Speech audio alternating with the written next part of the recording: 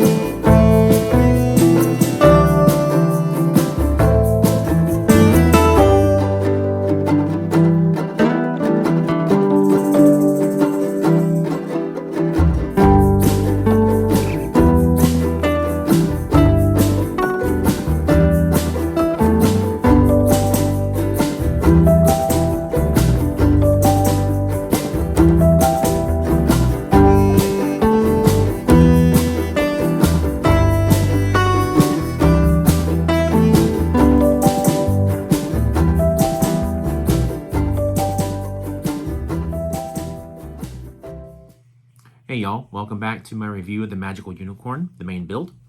Here it is. Immediately my eyes are drawn to the bright, vibrant primary colors that are present in this whole spectrum of rainbow colors in the mane, the tail, and the base. Immediately draws my eye to it, and the posability of this model also brings to mind, the good building techniques in this. The legs are fully movable and posable. The front legs more so than the rear, although the rear feet can move a little bit to change the angle a bit. Golden horn, really cool little cone piece, and the horn piece here up top. But for a $10 build, this is exactly what you'd expect. It's not a bad little build. It takes very little time to do it. If you're looking for a quick and easy and cheap Lego build, this is a good way to go. I'll make a very good display piece on my shelf, and that brings me to the end of this review. And please stay tuned as I build the next build in the 3-in-1, the Seahorse. Stay tuned.